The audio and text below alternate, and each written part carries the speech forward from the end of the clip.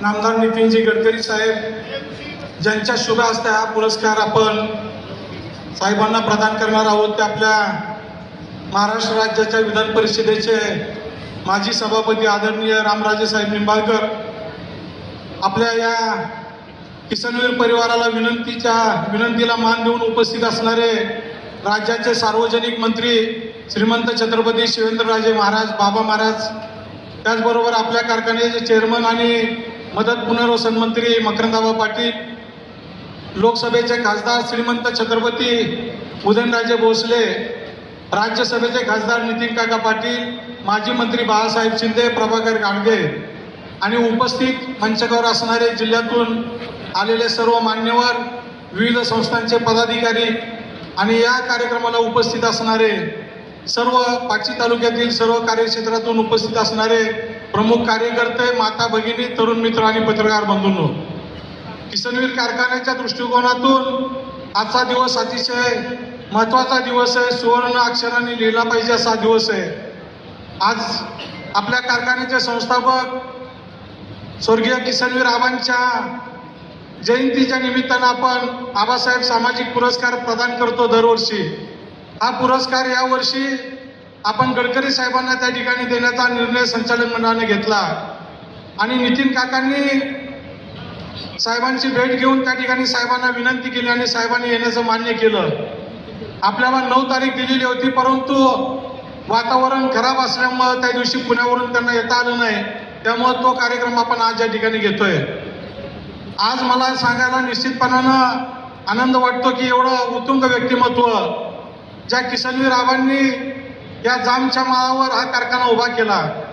कारखाना उभा करत असताना शेतकऱ्यांच्या मुलांच्या हाताला काम मिळालं पाहिजे, शेतकऱ्यांच्या मुलांना रोजगार मिळाला पाहिजे आणि या पाची तालुक्यातील शेतकऱ्यांनी उत्पादित केलेल्या ऊसाला चांगला भाव मिळाला पाहिजे, चांगला दाम मिळाला पाहिजे, अशा उदात्त हेतून कारखाना चालू केला. परंतु काही कालावधीनंतर मागच्या 5-7 वर्षापूर्वी कारखाना अडचणीत आला. परंतु ज्या आबांनी कारखान्याची मुहूर्तमेढ रोवली, परंतु आजच्या आबांनी हा कारखाना या ठिकाणी वाचवण्याचा प्रयत्न केला. आपल्या सगळ्यांच्या उपस्थितीमध्ये हा पुरस्कार सोहळा या ठिकाणी प्रदान करण्यात येणार आहे. खरं तर गडकरी साहेब या कारखान्याचा इतिहास साधारण 70 साली 1970ला या कारखान्याची स्थापना झाली आणि कैलासवासी किसनवीर आबांनी त्यांच्या नेतृत्वाखाली या कारखान्याची मुहूर्त वेळ रोवली, हा कारखाना उभा केला आणि कारखाना उभा करत असताना 5 तालुक्याचं कार्यक्षेत्र किंबहुना 5 तालुक्यांना मध्यवर्ती येईल अशा पद्धतीची त्यांनी कारखान्याची उभारणी केली आणि गेले अनेक वर्ष या कारखान्याच्या माध्यमातून या कार्यक्षेत्रातल्या सभासदांना त्यांच्या ऊसाला चांगल्या पद्धतीचा भाव देण्याचा प्रयत्न या निमित्ताने केला जातो. खरं तर साहेब अनेक दिग्गज मंडळींनी या कारखान्याचं नेतृत्व भूषवलं.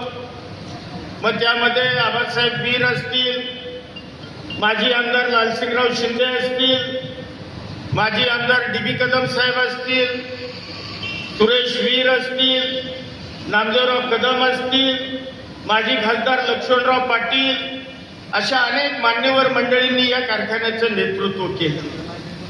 खरं तर मधल्या कालावधीमध्ये हा कारखाना आर्थिक अडचणीमुळं श्रीमंत रामराजे नाईक निंबाळकर, खासदार श्रीमंत छत्रपती उदयनराजे भोसले, नामदार श्रीमंत छत्रपती शिवेंद्रसिंहराजे भोसले, नामदार मकरंदजी पाटील, माजी आमदार बाळासाहेब पाटील आणि मान्यवर प्रदान करतील पुरस्कार.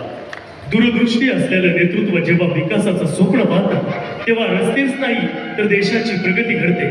भारताच्या राजकारणात विकास पुरुष म्हणून ज्यांचं नाव आदरानं घेतलं जातं, ग्रामीण भारताला आधुनिक भारताशी जोड देणारे महान कार्य जे करतायत ते या भारत देशाचे रस्ते वाहतूक व महामार्ग मंत्री आदरणीय नितीनजी गडकरी साहेब यांना या किसनवीर सहकारी साखर कारखान्याच्या प्रांगणात आबासाहेब वीर सामाजिक पुरस्कार देऊन या ठिकाणी गौरवण्यात येत आहे. खऱ्या अर्थानं आम्हाला खऱ्या अर्थानं अभिमान वाटतोय. एवढे ब्राझील ठरवतं, सोयाबीनचा भाव अर्जेंटिना ठरवतो आणि तेलाचा भाव मलेशिया आणि इंडोनेशिया. त्यामुळे तुम्ही येणाऱ्या काळामध्ये डायव्हर्सिफिकेशन ऑफ कारखाना, agriculture, sugar factory towards energy, power, bitumen, isobutanol, aviation fuel याचा विचार करा. एकच प्रश्न तुम्हाला विचारतो, जर इथेनॉल नसतं आलं तर तुमची काय स्थिती राहिली असते? तुम्ही शेतकऱ्यांचे पैसे देऊ शकले असते का? आज चेहऱ्यावर तुमचं हास्य आहे, याचं कारण इथेनॉलचा सेल आहे. नाहीतर वर्षभर तुमच्या गोदामात तुम्ही गोदामामध्ये साखर भरून वर्षभर व्याज देता आणि साखर विकताही येत नाही. मी हे सगळं दुःख भोगलं आणि तुमच्यापेक्षा वाईट स्थितीमध्ये. तुम्ही काहीतरी चांगले आहात, फार कठीण स्थिती आहे. आणि त्यामुळे या इंडस्ट्रीच्या भविष्यामध्ये technology point of view Naveen changes आताच केलं तर आपण यातून बाहेर निघणार. मी तुम्हाला मदत करणार आहे की साखर कारखान्याला मी हिरो, होंडा, बजाज सगळ्यांना सांगितलं की इथेनॉलच्या मोटरसायकल, स्कूटरच्या एजन्सीचा कारखाना घ्या. तुमचे कर्मचारी त्याच्यावर इथलं इथेनॉल वापरून सगळ्या कंपन्यांना सांगितलं इथेनॉलच्या फ्लेक्स इंजिनच्या गाड्याची एजन्सी तुम्हाला देऊन टाका.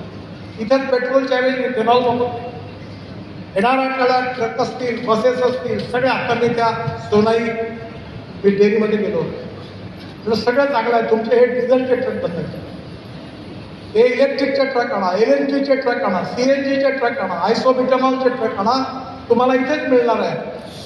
आपण 22 लाख कोटी रुपये देशाच्या बाहेर घालवतो. हा पैसा वाचवणं ही सगळ्यात मोठी देशभक्ती. आज आपल्या देशाच्या GDP ग्रोथमध्ये साधारणतः आपल्या 52 ते 56% ग्रोथ GDPमध्ये ही आपल्या सर्व्हिस सेक्टरमधून येते. 22 ते 24% ग्रोथ जी आहे ही मॅन्युफॅक्चरिंग सेक्टरमधून येते आणि ॲग्रिकल्चरची 14 ते 16%. आणि आपल्या कृषी क्षेत्रावर जे अवलंबून आहेत ती लोकसंख्या आहे 55 ते 60%. जर आपल्याला स्मार्ट विलेज बनवायचं असेल, गाव गरीब मजदूर शेतकऱ्याचं कल्याण करायचं असेल, हे चक्र गावाकडे नेण्याची गरज. सातारा जिल्ह्यातला तरुण मुलगा, आता मी माझा गैरसमज नका करू, मुंबईमध्ये हमालीचं काम रेल्वे स्टेशनवर जेवढे करायचे तेवढे इकडनं यायचे, मजबुरीतून यायचे. पण आज ठिकाणी इकॉनॉमीचं चक्र तुम्ही उलटं फिरवलं तर मुंबईत गेलेले लोक पुन्हा सातारला आपल्या गावी परतल्याशिवाय राहणार नाही. ही काळ्या दगडावरची वेळ. इकडे इंडस्ट्री डेव्हलप करा. येणाऱ्या काळामध्ये AI आलेला आहे. मी माझ्या क्षेत्रामध्ये आता 250 शेतकऱ्यांनी AI लावला, माझ्याकडे लावला. मी परवा दिल्लीच्या विमानातून उतरलो तर माझ्याकडे मायक्रोसॉफ्ट, गुगल यांनी अमेरिकन सॅटेलाईटचा उपयोग करून माझ्याकडच्या वेदर स्टेशनवरून मला रिपोर्ट पाठवले की पाण्याची गरज आहे, 8 दिवसांनी कोणता रोग येणार. याबद्दल मी आपल्या सगळ्यांचे आणि मंचावरील बसलेल्या समितीच्या सदस्यांचे हात जोडून मनपूर्वक आभार मानतो आणि त्यांना खूप खूप धन्यवाद देतो. स्वातंत्र्यवीर आबासाहेब वीर सामाजिक पुरस्कार याचं नाव आहे.